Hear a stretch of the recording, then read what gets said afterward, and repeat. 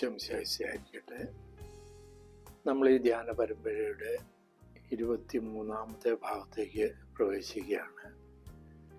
ഇത് ദൈവമനുഷ്യൻ്റെ സ്നേഹഗീത എന്ന 1-ാമത്തെ ബാല്യത്തിൻ്റെ 5-ാമത്തെ അധ്യായത്തിലാണ് പരിശുദ്ധ കന്യാമറിയത്തിൻ്റെ ജനനത്തെക്കുറിച്ച് പറയുന്ന ഭാഗം.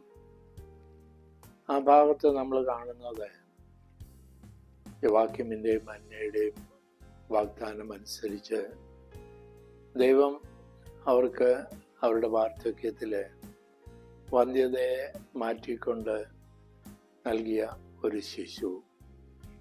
ആ ശിശുവിനെ ദേവാലയത്തിൽ നിന്നാണ് അവൾക്ക് വാഗ്ദാനം കിട്ടുന്നത്.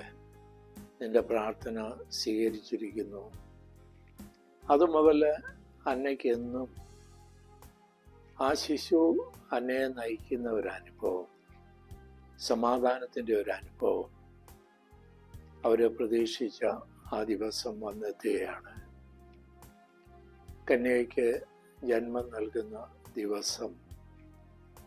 അന്നത്തെ ദിവസം യോവാക്യമിനും അവരുടെ തോട്ടത്തിനുമെല്ലാം ഒരു പ്രധാന ദിവസം തന്നെയായിരുന്നു. വേനലിൻ്റെ മൂർധന്യാവസ്ഥയിൽ ഒരു അരുവി അവരുടെ തോട്ടത്തിലേക്ക് കൊണ്ടുവരുവാൻ വേണ്ടി ധാരാളം ദിവസങ്ങൾ അവർ പരിശ്രമിച്ചു. അത്രമാത്രം ചൂടും കൃഷിക്ക് വെള്ളമില്ലാത്ത അവസ്ഥ. അന്നത് നിറവേറുന്ന ഒരനുഭവം. ചെടികൾക്കും ഭൂമിക്കുമെല്ലാം വെള്ളം കിട്ടുന്ന ഒരനുഭവം. അങ്ങനെ യോവാക്യമും 2 ജോലിക്കാരും കൂടി പരിശ്രമിച്ചു കൊണ്ടിരിക്കുമ്പോൾ അന്ന വീടിനകത്ത് അടുപ്പിൻ്റെ തീ പോലെയുള്ള ചൂട് അനുഭവിച്ച് അല്പം ആശ്വാസത്തിന് വേണ്ടി തോട്ടത്തിലേക്ക് വരികയാണ്. ആ തോട്ടത്തിലും അവൾ കാണുന്നത് വലിയ ചൂട് തന്നെ.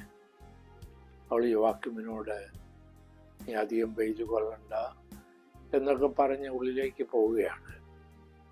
ആ പോകുന്ന സമയത്ത് അവിടെ വാർദ്ധക്യവും ബുദ്ധിമുട്ടുമുണ്ടെങ്കിലും ഉള്ളിൽ നിന്നുള്ള എന്തോ സമാധാനവും സന്തോഷവും ആശ്വാസവുമെല്ലാം അവൾ അനുഭവിച്ചുകൊണ്ട് യോവാക്യമിനും പേടിയുണ്ട്. ഈ സമയത്ത് ദിവസങ്ങളായി അവർ കാത്തിരിക്കുന്ന ഒരു മഴയ്ക്ക് വേണ്ടി എളുപ്പമെന്ന് കാർമേഘങ്ങൾ പ്രത്യക്ഷപ്പെടുന്നു. അവരുടെ ആ വലിയ സന്തോഷം, മഴ വരുന്നു. പക്ഷെ അത് എളുപ്പമെന്ന് തന്നെ ഒരു ഭീതിയായിട്ട് മാറുകയാണ്, ഭയമായിട്ട് മാറുകയാണ്.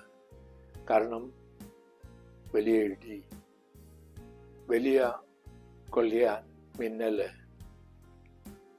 അതുപോലെ സമയത്തിന് മുമ്പ് മഴയെത്തിക്കത്തക്ക വിധത്തിലുള്ള വലിയ കൊടുങ്കാറ്റ്, ആലിപ്പഴ വൃക്ഷം വരുമോ എന്നുള്ള പേടി, ഇതെല്ലാം കൂടി കലർന്ന് അവരുടെ ആശ്വാസത്തിനെ പേടിയായിട്ട് മാറ്റുകയാണ്. ഈ സമയത്താണ് വലിയൊരു ഇടി, അവരുടെ തോട്ടത്തിൽ വലിയൊരു ഗർത്തം പോലെ ഗന്ധകത്തിൻ്റെ ശബ്ദവും മണവുമെല്ലാം. ഈ സമയം 2 ജോലിക്കാരും ആ വീടിൻ്റെ ഭിത്തിയിലേക്ക് ആഞ്ഞടിക്കുന്നത് പോലെ ആ ഇടിയുടെ ശബ്ദവും എല്ലാം. പക്ഷെ എളുപ്പമെന്ന് എല്ലാം ശാന്തമാകുകയാണ്. അപ്പോൾ ആ ജോലിക്കാർ പരസ്പരം പറയുന്നത് ഏതോ ഒരു വലിയ ശത്രു ആ യോവാക്യമിൻ്റെയും അന്നയുടെയും അതിനുവേണ്ടി അതിനെ നശിപ്പിക്കുവാൻ വേണ്ടി ശ്രമിക്കുന്ന ഒരു വലിയ ശത്രു, അതിനെ കീഴടക്കുന്ന കവൽ മാലാഖ, പ്രധാന ദേവദൂതൻ മിഖായേൽ, ഇവരെല്ലാം നമ്മൾ യുദ്ധം ചെയ്യുന്ന ഒരു അനുഭവം പോലെ ആ 2 ജോലിക്കാരും പരസ്പരം സംസാരിക്കുകയാണ്. എളുപ്പമെന്ന് അവിടെ വലിയൊരു മഴവില്ല് പ്രത്യക്ഷപ്പെടുകയാണ്. ഇസ്രായേലിനെ പൂർണ്ണമായിട്ട് ഒരു കൊടക്കീഴിൽ നിർത്തുന്നത് പോലെ സമാധാനത്തിൻ്റെ സന്ദേശവുമായിട്ട് ആ മഴവില്ല് വരുന്നു. സമയത്തിന് മുമ്പ് നക്ഷത്രം ആകാശത്തിൽ പ്രത്യക്ഷമാകുന്നു. വെളുത്തവാവിന് 3 ദിവസം മുമ്പ് തന്നെ പൂർണ്ണചന്ദ്രൻ വരുന്നു. ഇതുവരെയും സൂര്യൻ അസ്തമിച്ചിട്ടില്ല. പ്രകൃതി തന്നെ, പ്രപഞ്ചം തന്നെ എന്തൊക്കെയോ നൃത്തമാടുന്ന പോലെ, പാട്ടുപാടുന്ന പോലെ ഉള്ള അനുഭവം. മേരി ജനിക്കുന്നതിന് മുമ്പ് അന്ന പറയുന്ന ഒരു ഭാഗമുണ്ട്.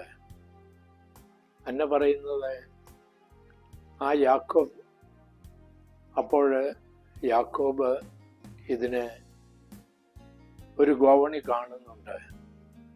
അപ്പോൾ യാക്കോബ് പറയുന്നു, ഈ ഗോവണി തീർച്ചയായും സ്വർഗദൂതന്മാരെ സ്വർഗത്തിൽ നിന്ന് താഴോട്ടും താഴെയിൽ നിന്ന് മുകളിലോട്ടും കൊണ്ടുപോകുന്ന ആ അനുഭവം, അത് വന്നപ്പോൾ ഒരു അഭിഷേകത്തിൻ്റെ സന്തോഷമായിരുന്നു. ആ സന്തോഷമാണ് ഞാനിപ്പോൾ അനുഭവിക്കുന്നത്. അതുപോലെ തന്നെ തോബീദിൻ്റെ ഗ്രന്ഥത്തിൽ നമ്മൾ കാണുന്നുണ്ട്. തോബീദ് വലിയ ആശ്വാസം. തോബിയാസ് പോകുമ്പോൾ ആ റഫേൽ ദേവദൂതനും കൂടെ പോകുന്നു. അവർ സാറായെയും അവരുടെ ശാപത്തെയും എല്ലാം മാറ്റുന്നു. തോബീദിൻ്റെ അന്ധതയെ മാറ്റുന്നു. ഈ സമയത്ത് തോബീദും സാറായും എല്ലാം ഗാനങ്ങൾ ആലപിക്കുന്ന, ഈ ഗാനങ്ങൾ പോലും എനിക്ക് വേണ്ടി ഈ ശിശു ജനിക്കുന്ന അനുഭവത്തിൻ്റെ സന്തോഷം പ്രകടിപ്പിക്കുന്നതായിട്ട് അന്നയ്ക്ക് അനുഭവപ്പെടുകയാണ്. അതുപോലുള്ള ആത്മാവിലും പ്രപഞ്ചത്തിലും എല്ലാം കോളിളക്കങ്ങൾ സൃഷ്ടിക്കുന്ന അനുഭവം. അതായിരുന്നു കന്യാമേരിയുടെ ജനനത്തിൻ്റെ ദിവസം നടന്ന അനുഭവം തന്നെ.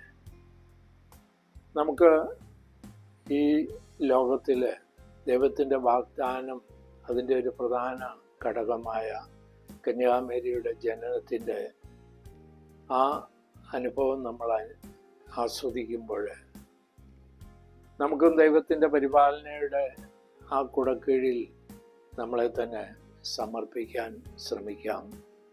ദൈവം നമ്മളെ സമൃദ്ധമായിട്ട് അനുഗ്രഹിക്കും.